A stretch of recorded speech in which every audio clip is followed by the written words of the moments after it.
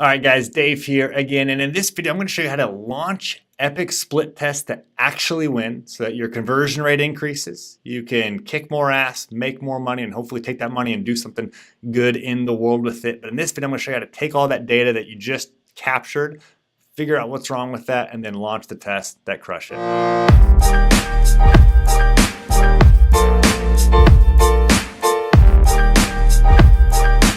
So remember in an earlier video, I talked about one of our core principles and the number 5 element of the mindset of an optimizer, and that was swing for the fences and run from bunts here. And so remember, as we're creating tests, we're looking for 10 to 40% lifts from each test. And so what that means is there's probably lots of little things that you found in your research that you think could be the reason that it's not converting as well as you want. But we don't have time to just test these little things. We're trying to make money here. And so in that case, we're going to lump them all together. We're going to look for really big changes that we can make to create these 10 to 40%. And we're going to do A/B testing. And so what we're going to do is we're going to test one page, which is the control, versus the other page, which is going to have the changes on that. And a lot of people kind of think that the control and the variant are equal, right? And it's like if the control is converting at 20% and the variant is converting at 21%, you choose the variant. I don't look at it that way. Really, guys, the control is the defending champ. The control has to be beat thoroughly to change it, because what we want to avoid and what happens to a lot of people is they choose the variant, but it's actually wrong. It's not a little increase, it's actually a decrease. And this happens a lot. And if you don't follow this process, if you don't test the correct way, you're going to choose losers and you're actually going to be going backwards. You're going to make less money than you were if you hadn't done any of this in the first place here. So we want to do it right. And we're just going to do A/B testing. The other option, there's other types of testing, but multivariate, where you're actually testing, lots of different things all at once and kind of seeing what each individual change does to the whole. We're not going to do that. We're going to do A/B testing because it's the simplest. We don't have time to do all the multivariate stuff. You're trying to run a freaking business here, right? And so let's dive into what the A/B testing would look like. There's this myth. There's this myth in the world in testing that you can only change one variable at a time. And so you look at the page and you're like, man, I've done the research. I know that this headline is wrong, that it's confusing here, that this image, it needs to be changed, and that maybe it's slow, or you do some other change to it.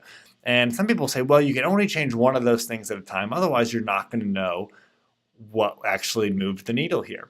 And that's just wrong. I believe, as if we're scientists, that's true, but we're business people. And so as business people, you have to change multiple things at a time. And so I give you now freedom to change multiple things in one test. And the upside is that you're going to get changes happening way faster, increases happening way faster.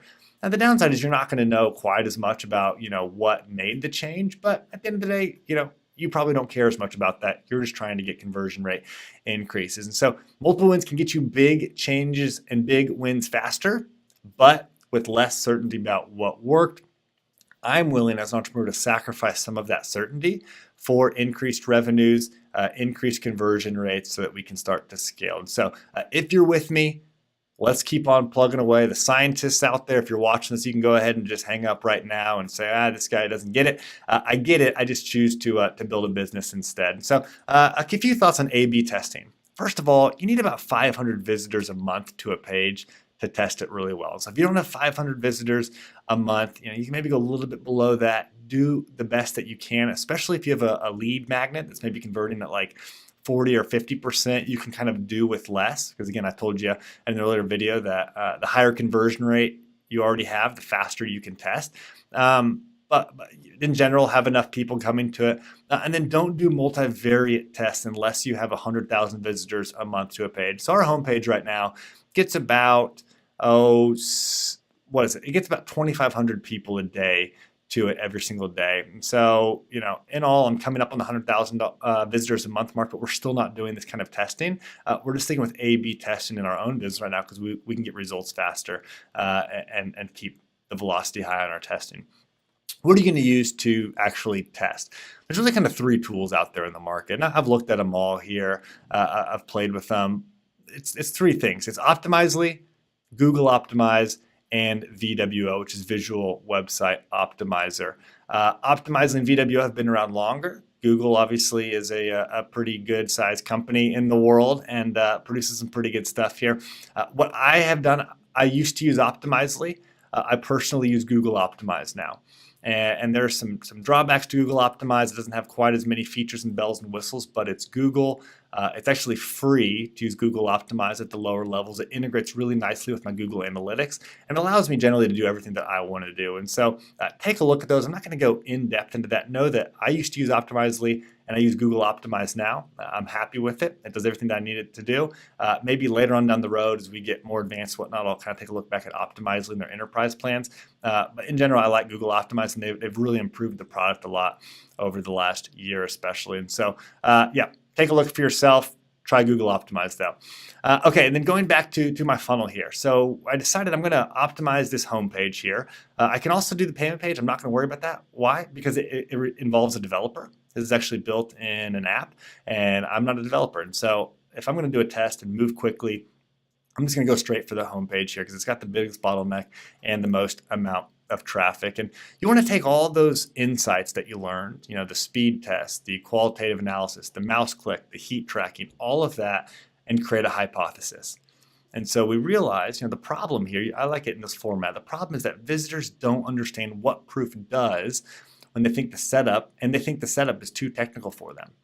And so you might look at it and say, my problem is that the site is just too slow, or the site doesn't work on Safari, or the problem is that it's confusing or it looks bad. Whatever that might be, based on the research that you found, write out your own problem. And then write your hypothesis for what you think will fix it. And so I say here, changing the headline to stop wasting your website traffic will create more urgency and be more compelling.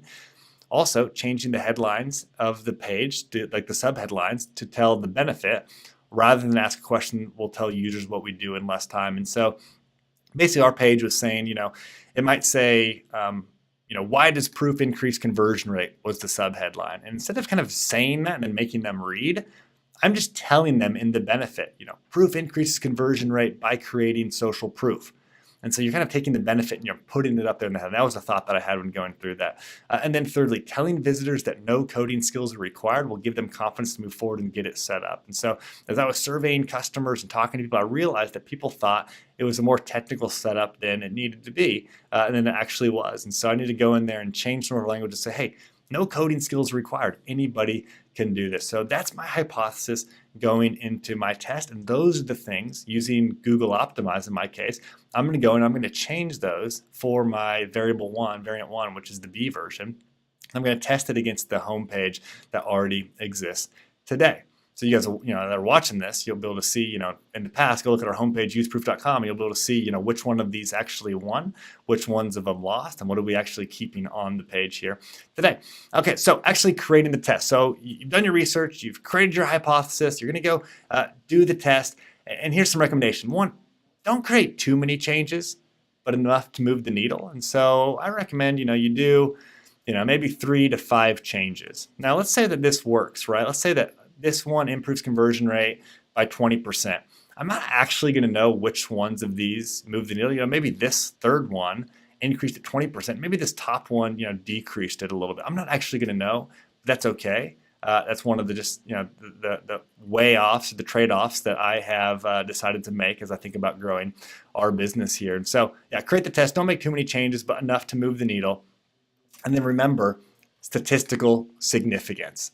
People talk about this. Statistical significance is basically, if you flip a quarter 100 times, it's going to land on, heads 50 times and tails 50 times. Statistical significance helps you know whether a test was just a fluke, whether a test was just luck, or whether it's actually an accurate test here. And so, in my opinion, you don't know jack until you're at 95% significance. And all these softwares will tell you, how far, is it just a little bit? So basically, if it's a little bit better, if your test is slightly better than the control, then it's probably going to be at 50%, 60% significance. It's not going to be at 95. But what I've seen a lot of times is that your test might shoot off to 80% significance, and it might be crushing the control. And you're like, man, it's working. It might even be at 95% significance, and you might shut it off and say, okay, the test wins. But what happens when you play it out over the long run is that the test was a fluke at the beginning. It loses steam, it starts doing worse, and it ends up being a worse change than the control was itself. And so in that case, you're going to choose the worst one. You're going to lose traffic, you're going to lose conversion rate, and you're going to make less money here. And so what I recommend is always wait until your software tells you you're at a 95% significance rate. But then it's not just enough to do that. You also need to be sure you have a big enough sample size. And so, one tool I like to use here is Optimizely. Optimizely.com/sample size calculator. Go type that. It's going to show you how many visitors do you actually need for this test account here. So here's how you use it. You're going to come over to the Optimizely page. I'll link there below. And you're going to type in kind of what's the baseline conversion rate. So maybe you have a lead magnet that's converted at about 25%. Pretty good right there. 25% of people that hit the page opt in. You're going to kind of say, hey, what's the minimum detectable effect? And so what's kind of the minimum amount that we're willing to take in a split test here? And for us, always use 10% or more. Don't say 5%. Don't take 2%. 10% or more, because we're looking for wins that are 10 to 40%. And then finally, what's the statistical significance? It's going to start you off at 90 on this page. Always go up to 95 or maybe even 97 or 98 if you want to be a little bit more accurate. 95%. So this is saying, hey, don't turn this test off, regardless of what happens, until you have 3,800 people visit the page. No matter what, do not stop it until you're at 3,800 people, and that's only if it's at 95% significance. You might have to go more people than that, but this is kind of the bottom limit that you have to hit there. And so don't turn off tests too early. Don't run it for a day and you get some good results, you shut it off. You always want to let it run long enough and hit the minimum sample size as well. You're going to take all that and you're going to put it into a spreadsheet here. And this is also part of that spreadsheet I linked below in the earlier video. We'll put it below this video here as well. This is my CRO testing schedule. So basically I just do this for every test that I run. I create my test. This is CRO test 2. I've got my hypothesis. I already wrote that out earlier. I take a screenshot of each page. So here's kind of the original. Here is the variant. I take a screenshot of those here, which I put right there. So here's that screenshot of what that page looks like. I kind of put, hey, what am I changing here? Increase your conversions to stop wasting your traffic headline. I've got the other tests and other changes that are already on here. I put what date I started it, and then this one hasn't ended yet, and so I would put what date I ended it. How many visits did it get? How many conversions did it get? What was the conversion rate? And then what was the confidence level or the statistical significance level that I pulled from that, and then who was responsible. And then it's always important at the end of the test to write out what insights you gain. So if a test loses, write that out, and say, hey, it lost. I think here's why it lost. I think here's what happened. Here's kind of the insights. If a test wins, you want to be sure to categorize that really well and say, hey, in our case with our traffic, changing the headline to this helped, because as time goes on, you're going to build up a portfolio of tests that have worked, tests that have moved the needle for your business. You'll be able to look back on those over time, and you'll be able to build a stronger and stronger CRO process and have higher conversion rates right out of the gate because you're learning. So it's really important to use a process and a spreadsheet like this here. And then a few thoughts during the test. And so let's say you've created the test, you've launched it. A few things to keep in mind before you find your winners. During the test, you want to limit peaking. And so don't be looking at the test every day. The more you do that, the more likely you are to turn it off early or declare a winner or just kind of mess it up, right? It's got to hit 95% significance, and it's got to have the minimum amount of traffic. I would also recommend turning off all tests after 30 days. And so if you're running your test and it's been 30 days and you're still not sure, it's still not at 95% significance, just shut it off. Right, just shut it off because we're trying to get high velocity. You've got to set this rule that no matter what, even if it's at 93%, you want to shut that test off, declare it didn't win, the control stays, because you need to start another test and try to get a big win. Thirdly, you want to run all tests for 7 days in order to get all days of the week. And so as a minimum, always let the test run Monday through Monday, so you get every day of the week. It's even better to let it run for 2 weeks, so you kind of get every day of the week twice. It'll average it out. Weekend traffic is different than weekday traffic. Nighttime traffic is different than day traffic. There might be a holiday in there that kind of adds something weird to it. Always do it at least 7 days. that while you're waiting for that test to run, prepare the next test while waiting. See, we're trying to get great testing velocity. And so you don't want to kind of end a test and then have a few days where you're kind of getting ready for the next test. You always want to run or be getting the next test ready and set up while the other one is running, so that as soon as that one stops, as soon as you declare a winner or a loser, you can start the next one right away. And then turn off a test if it's looking like it's less than a 10% lift. So if you've been running it and it looks like it's like a 5%, 6% lift, yes, that may be true. Yes, it may play out to be a 5 or 6% lift, but at a marginal increase like that, it's going to take you a lot longer to figure out what is happening, what's going well, what's not going well. It's going to take you a lot longer to figure out if it's a winner than you have. And so just shut it off. It's not worth it. We're in the business of making money here. And so you need to stop that test, start another one, try to get a 10 to 40% lift on that, and keep the velocity going. And that is the secret to running those tests. And so with that, guys, you have the entire process all the way from the mindset to doing the research, figuring out what's wrong, taking a hypothesis, putting it into play in a test, run the test, and obviously at the end of this test, once you hit 95% significance, once you hit the minimum amount of traffic to the test, you're either going to have a winner or a loser. If it's a winner, declare it the winner, put that in there, put your analysis inside that spreadsheet that I showed you, and then move on with the next test. If it's a loser, same exact deal. Put your insights in and then lather, rinse, repeat. And that is the conversion optimizing process. That is the secret to increasing your conversion rates, getting awesome funnels that you can just buy as much traffic and send to that and start to scale your business. And so I hope you enjoyed that video and you feel confident in actually implementing this and getting better results from your funnels.